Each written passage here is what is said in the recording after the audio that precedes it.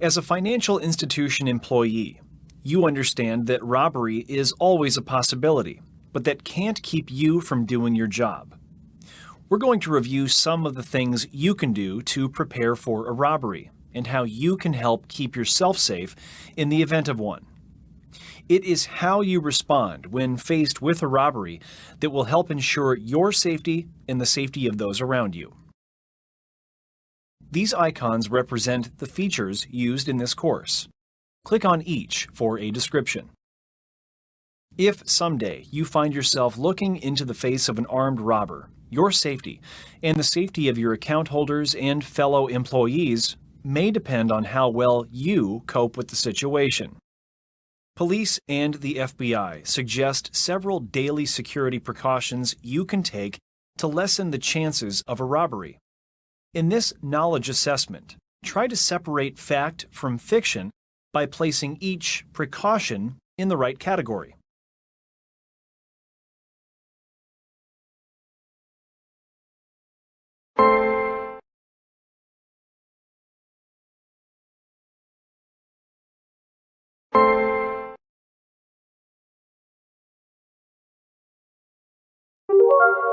Fine work. They're all correct. We'll cover the factual precautions in more detail later in the course. We'll start with a look at some things you can do to prepare for the possibility of a robbery. We'll focus on what the statistics tell us about robberies and the safeguards you can practice that help prevent robberies and help you to respond appropriately if victimized. Fear has a lot to do with the way we respond when threatened, and our fear is tempered by our familiarity, understanding, and expectations while in a threatening situation. So let's try to place bank robbery in its proper context. How much do you know about financial institution robberies? Let's use this match the statements exercise to see how familiar you are with the latest statistics from the FBI.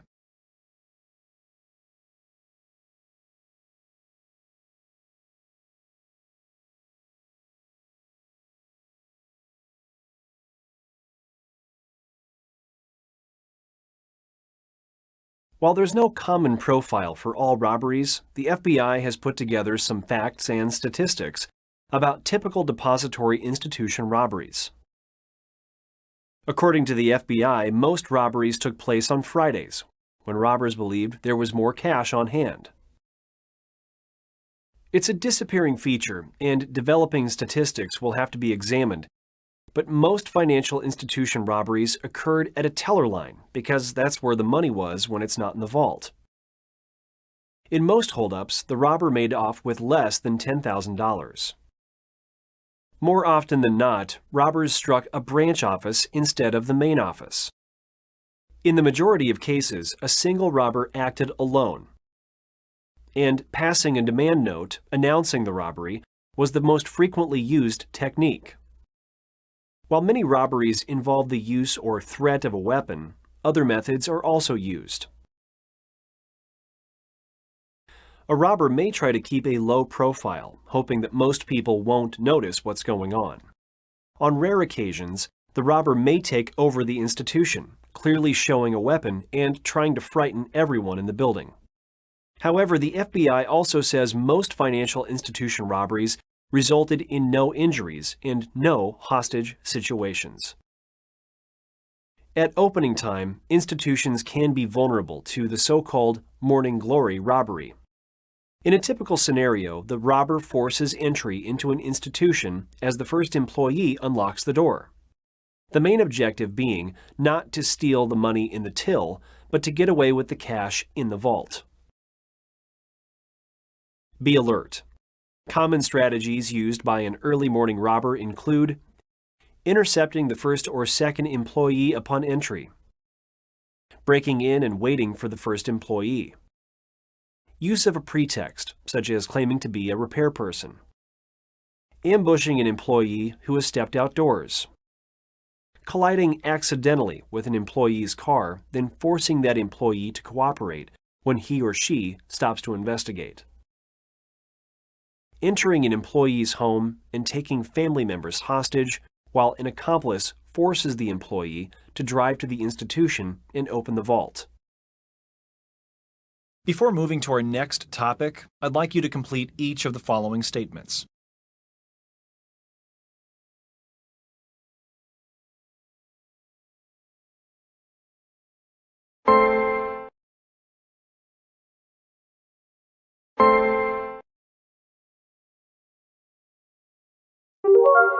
Well done.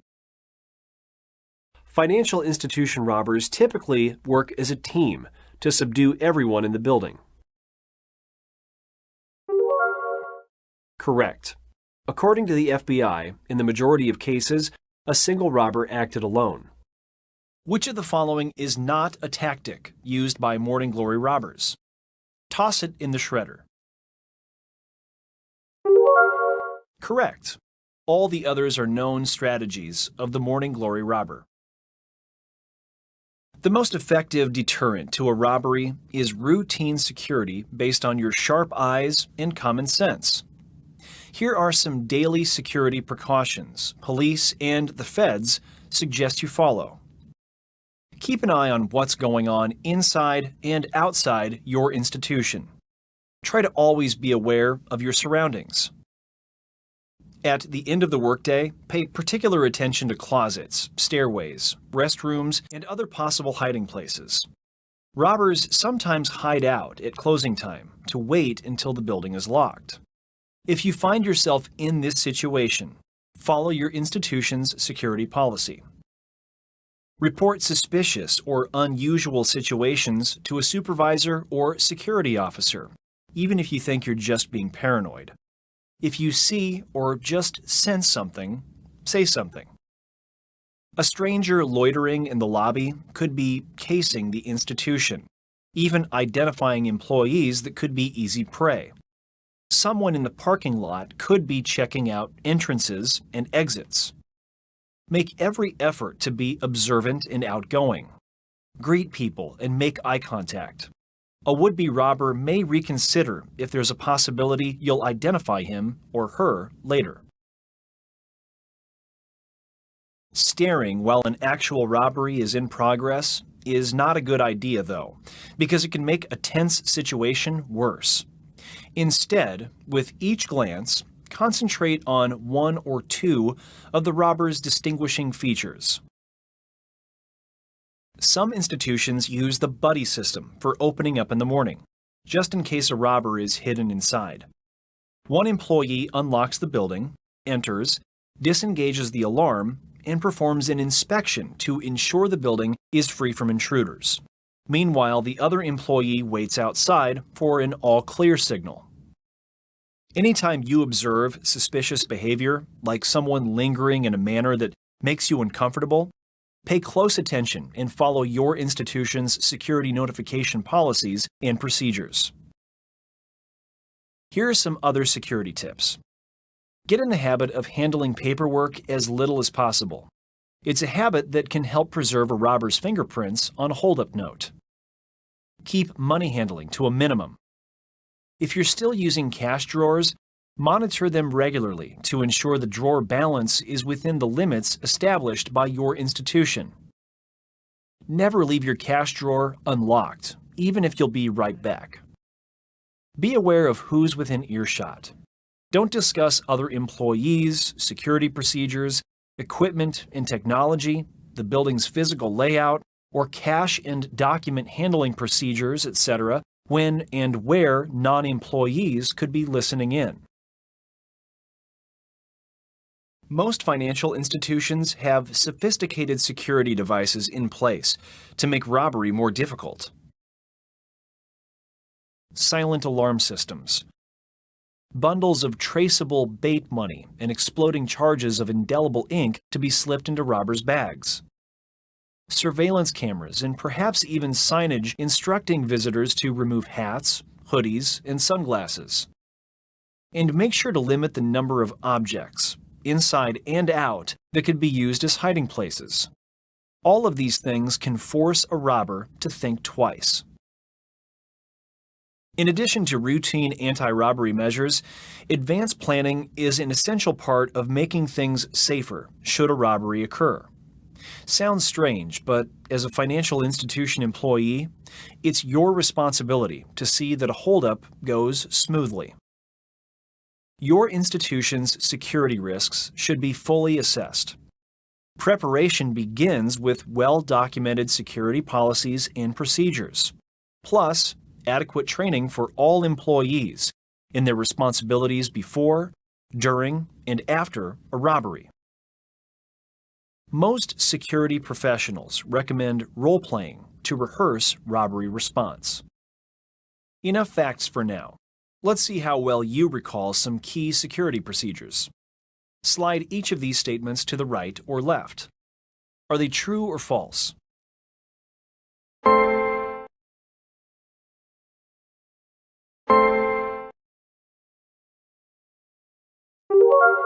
Yes, they're all true. What's the most effective deterrent to a robbery? Stick a pin in it. That's right. The first line of defense is remaining aware of your surroundings. Okay, so you're performing a walkthrough before locking up for the night, and the hair on the back of your neck starts to rise. What should you do?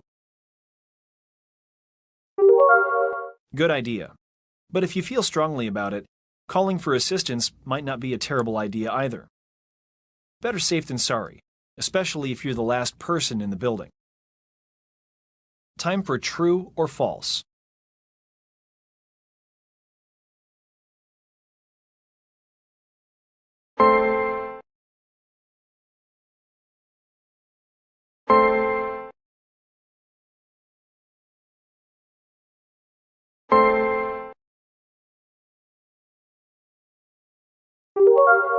Yes, all of the statements are now placed correctly.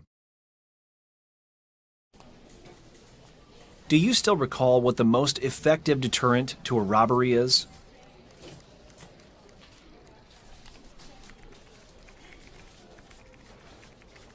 Sharp eyes and common sense. Can you accurately describe some of what you just saw?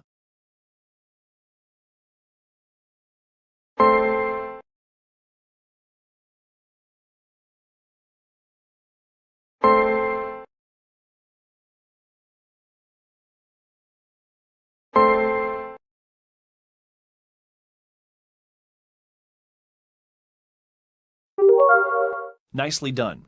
Your observation skills will serve you well. Let's summarize what you've learned in Lesson 1. Just the facts. We took a look at some of the statistics surrounding robberies, as reported by the FBI. Most robberies took place on Fridays. Most financial institution robberies occurred at the teller line. In most holdups, the robber made off with less than $10,000. More often than not, robbers struck a branch office instead of the main office. In the majority of cases, a single robber acted alone. And passing a demand note announcing the robbery was the most frequently used technique. We also reviewed some strategies used by an early morning robber, which include intercepting the first or second employee upon entry, breaking in and waiting for the first employee, use of a pretext, such as claiming to be a repair person, ambushing an employee who has stepped outdoors, colliding accidentally with an employee's car, then grabbing her when she stops to investigate, entering an employee's home and taking family members hostage, while an accomplice forces the employee to drive to the institution and open the vault. Robbery safeguards. We looked at security precautions you can take to lessen the chances of a robbery. The most effective deterrent to a robbery is routine security based on your sharp eyes and common sense. Keep an eye on what's going on inside and outside your institution, and report anything suspicious to your supervisor or security officer. Anyone loitering could be casing the office. Make every effort to be observant and outgoing. Greet people and make eye contact.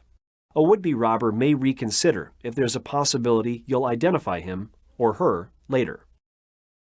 On the chance that a robber is hidden inside, some institutions use a buddy system for opening up in the morning. One employee unlocks the building and goes inside, while the other waits outside for an all-clear signal. Some other tips. Handle paperwork by a single corner whenever possible. Keep money handling to a minimum. Never leave your cash drawer unlocked, even if you'll be right back. Don't discuss business issues with non-employees. Most depository institutions have sophisticated security devices in place to make robbery more difficult. In this lesson, I'll discuss how to prepare for threats you can't avoid. Robberies and other security threats are simply facts of life that must be faced in the financial services industry. You can't allow them to keep you from going to work.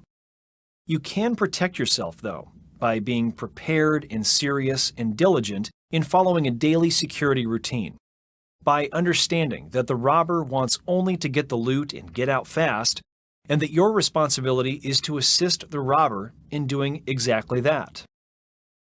Again, always follow your institution's policies and procedures. True, some robberies can't be prevented. A study by the Suffolk County, New York Police Department found that financial institution employees who had experienced robberies after receiving police-sponsored robbery training were better prepared to handle the ordeal. As a result of these training sessions, employees reported feeling less anxiety during robberies, and that they felt confident performing the tasks needed to help police identify and apprehend suspects. Preventing robberies is a matter of reducing the possibility that your institution will be targeted. It begins with an alert workforce. Employees can help prevent robberies when they routinely follow established policies and procedures. Watch for suspicious people, situations, and vehicles. And make note of details such as physical descriptions, times and dates, and license numbers. Opening is a particularly vulnerable time for financial institutions. Remember the material about morning glory robberies? Dual control procedures, having two employees work together to ensure safety when unlocking the doors, are especially important for smaller and/or remotely located facilities. Let's check your progress with another truth check. Depository institution robberies normally are planned, deliberate events. You're correct. It's one of the few things about financial institution robbery that TV and the movies actually get right, at least in terms of what's normal. Can you sort out the truth? Given what we've covered so far, see if you can sort out these additional concepts. Look at the phrases that end the sentence and determine which are true and which are false.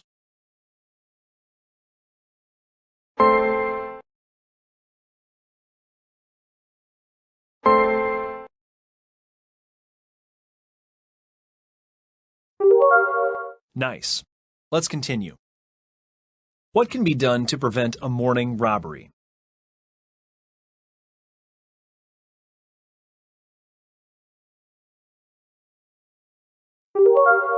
I agree. You should alert authorities if you see a suspicious vehicle, and as a best practice, it's never a good idea to unlock the institution alone.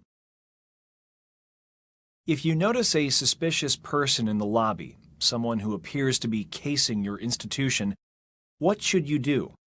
Try this do or don't exercise.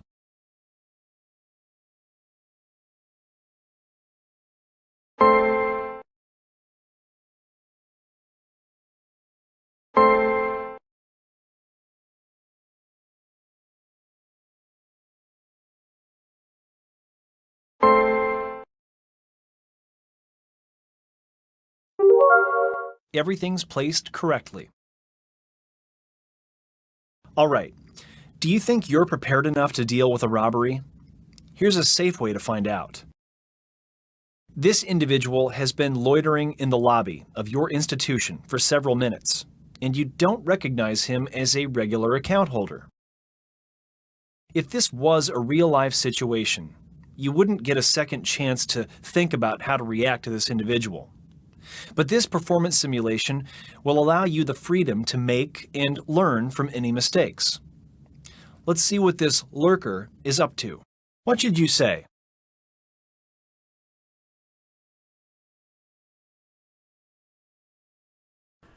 Yeah. I was just curious. Do you have cameras that monitor what's happening in the back of this building? What should you say?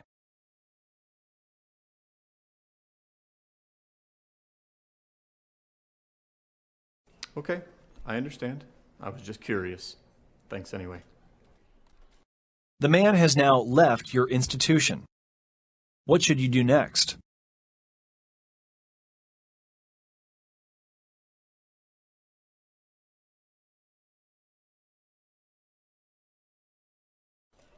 You did the right thing coming to me about this. We've got to take these situations very seriously and follow our institution's procedures. How did that feel? Do you think you can successfully handle a real-life situation? Remember, knowing and understanding your institution's procedures in such a circumstance will keep your institution and everyone in it safe. To complete this performance simulation, let's review your correct answers.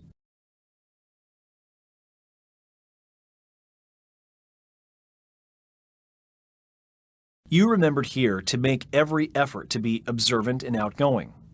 A would-be robber may reconsider if there's a possibility he or she would be identified later.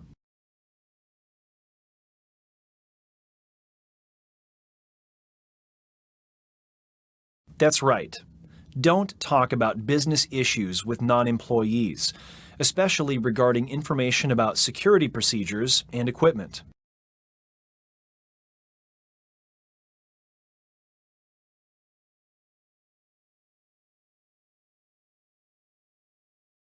Good call.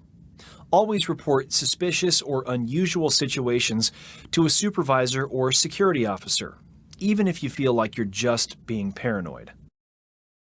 From frontline personnel to the back office, anyone at your institution can play an important role in deterring or preventing a robbery.